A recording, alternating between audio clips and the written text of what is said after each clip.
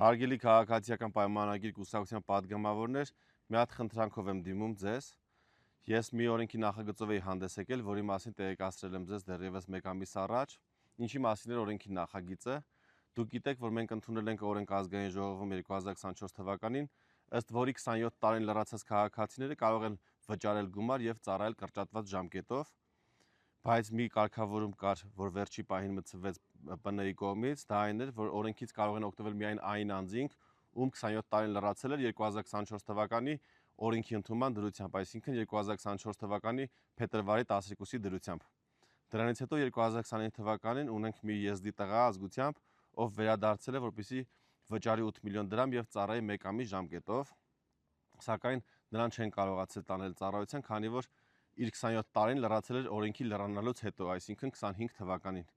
Այսպիսով նա ենթարկվում է քրեական պատասխանատվության եւ դատապարտվում 2 տարվա կալանքի։ Նա այժմ գտնվում է քրեակատարողական հիմնարկում Սևանի եւ 6 ամիս կալանքի մեջ է։ Իր հարազատներից դիմել է նաեւ վարչապետին քարոզարշավի ժամանակ, կտեղադրեմ նաեւ այդ տեսանյութը, թե եղբայրը ինչպես է դիմում վարչապետին, խնդրանքով, որ իր եղբորը նույնպես տրվի հնարավորություն օգտվել այդ օրենքից, այսինքն նա նույնպես կարողանա ծառայել, վճարել կամ ծառայել։ Ես այս մասով ուսումնասիրություններ եմ կատարել, նաև խոսել եմ զինվորական դատախազի հետ, խոսել եմ արդարադատության նախարարի հետ, հասկանալու համար ինչու չենք կարող նրան եւս տանել ծառայության, քանի որ 2026 թվականի հունվարին հանել ենք այդ շեմը։ Այսինքն այն շեմը, որ օրենքից կարող են օգտվել միայն այն անձինք, ում 27 տարին լրացել է 2024 թվականի փետրվարի 12-ին, այդ սահմանափակումը հանվել է։ Այլևս ով երբ դառնա 27 տարեկան, կարող է օգտվել այդ օրենքի կետերից, այսինքն ծառայել 2 տարի ժամկետով կամ վճարել 8 միլիոն ծառայել 1 ամիս ժամկետով եւ այլն։ Այսպիսով, եթե այս տղան հետ գար 2026 թվականին, այսինքն հունվարից հետո, երբ օրենքը փոխեցինք եւ այդ կետը հանեցինք, նա կկարողանար օգտվել օրենքից։ Բայց քանի որ արդեն դատապարտված է եւ գտնվում է անազատության մեջ եւ իր պատիժն է կրում, չի կարող օգտվել այս օրենքից։ Այստեղ նաեւ կա անարդարություն, քանի որ մեր մյուս հետախուզվող տղաները, այս պայն ունենք 10,000-ից ավել հետախուզողներ, որոնցից հարյուրավորները վերադառնում են եւ օգտվում են այս օրենքից, այսինքն ունենք տղաներ, ովքեր հետախուզվում են եւ օգտվում են այս օրենքից այսօր, բայց իրենց նույն տարիքում, նույն կարգավիճակում գտնվող մեր մյուս տղաները, նրանց թիվը 16-ն են, դատապարտվել են եւ այսօր գտնվում են անազատության մեջ։ Ես օրենքի նախագիծ եմ կազմել շրջանառել, որպեսզի մենք տանք հնարավորություն մեր այս տղաներին նույնպես օգտվել այս կետերից, ծառայել 2 տարի ժամկետով կամ վճարել որոշակի գումար եւ ծառայել կրճատված ժամկետով, եւ պետք է այս օրենքը ընդունենք, որպեսզի այս 16 տղաները նույնպես կարողանան օգտվել օրենքից։ Սա նաեւ պետական շահից է բխում, քանի որ մենք անազատության մեջ գտնվող անձանց վրա ամեն ամիս մեծ գումար ենք ծախսում, մոտ 300,000 դրամ։ Բացի դրանից նրանք եթե գան ծառայության, իրենց նպաստը կբերեն, դրանից հետո կհաշվառվեն պայեստազորում եւ նաեւ կկանչվեն 25-օրյա հավաքներին, նաեւ որոշակի ֆինանսական մուտքեր կունենանք հավելյալ պետական բյուջե։ Հիմա ինչումն է խնդիրը, կառավարությունում ունենք դրական եզրակացություն, նախարարական կոմիտեի նիստում 2-3 անգամ հարցը քննարկել ենք եւ փոխվարչապետի գլխավորությամբ նախարարական կոմիտեի նիստը տվել է դրական եզրակացություն, դա նույնպես կգցեմ եւ կուղարկեմ այս մեյլի հետ, որպեսզի ծանոթանաք նաև կառավարության դիրքորոշմանը դրական եւ ես կառավարության առաջարկները ընդունել եմ։ Մեկ խնդիր ունենք այստեղ, որ Պաշտպանության հանձնաժողովի նախագահ Անդրանիկ Քոչարյանը դեմ էր, որ հարցը ներառվի առաջիկա արտահերթ նիստերի օրակարգում, հուլիսի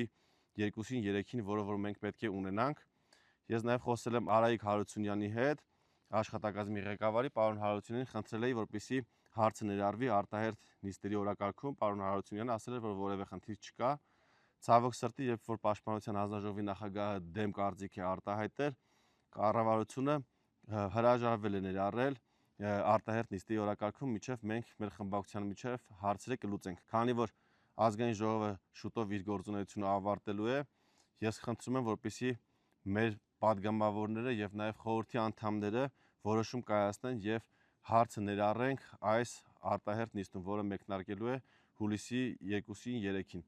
Հարգելի падգամավորներ, խնդրում եմ օգնել, որպեսզի հարցը ներառվի, կարողանանք քննարկել հանձնաժողովում ամսի 1-ին եւ դրանից հետո ամսի 2-ին եւ 3-ին լիագումար նիստում 24-ժամյա ռեժիմը, որպեսզի այս փոքրիկ փոփոխություն անենք եւ այս 16 տղաներ, ովքեր գտնվում են անազատության մեջ, կարողանան օգտվել օրենքից, վճարել եւ ծառայել, ինչը եւ իրենց կյանքի համար դրական ազդեցություն կունենա եւ նաեւ որոշակի ֆինանսական մուտքեր կունենանք։ Մեկ այլ կարևոր առաջարկ եւս կառավարությունը ներկայացրել է, որ ես համաձայնել եմ, դա վերաբերվում է 27 տարին լրացած բոլոր քաղաքացիների վերադարձին, որպեսզի նրանք կարողանան դրսից վճարումները կատարել, նոր վերադառնալ Հայաստան։ Օրենքի գործող օրենքով այսպես է. մեր տղաները պետք է վերադառնան վարույթ իրականացնող մարմին ներկայանան, այսինքն քննչական կոմիտե, նոր քրեական գործերը կարճվեն։ Առաջարկում է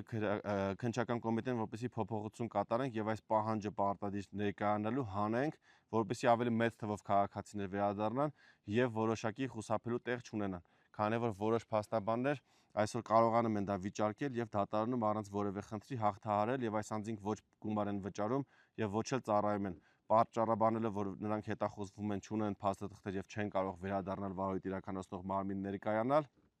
նրանց քրեական գործերը դատական կարգով կարճվում են։ Այս փոփոխությունը եւս շատ կարեւոր է, որպեսզի հետախուզվող տղաները մի կողմից չկարողանան խուսափել պարտադիր զինվորական ծառայությունից կամ գումար վճարելուց եւ նրանք, ովքեր պարտաճանաչ են ուզում են վերադառնալ, դրանց համար ավելի հեշտ ընթացակարգ լինի եւ ավելի շատ քաղաքացիներ օգտվեն։ Այս երկու փոփոխություններն են ներառված փաթեթի մեջ, որը ես ցանկանում եմ, որ մենք քննարկենք հուլիսի 1-ի հանձնաժողովի արտահերտ նիստում, դրանից հետո լիագումար նիստում։ Հարգելի պատգամավորներ, խնդրում եմ ինձ օգնել, խնդրում եմ համոզել պարոն Անդրանիկ Քոչարյանին, որպեսզի նա հարցը ներառի Պաշտպանության եւ անվտանգության հարցերի հանձնաժողովի առաջիկա նիստում, որից հետո քննարկենք արդեն լիագումար նիստում։ Սա ինձ չէ պետք, սա պետք է մեր պետությանը եւ այն տղաներին, ովքեր այսօր գտնվում են անազատության մեջ եւ պետք է մեր պետությանը։ Շնորհակալ եմ շատ, կսպասեմ ձեր արձագանքներին։ Սիրում եմ ձեզ, լավ եղեք։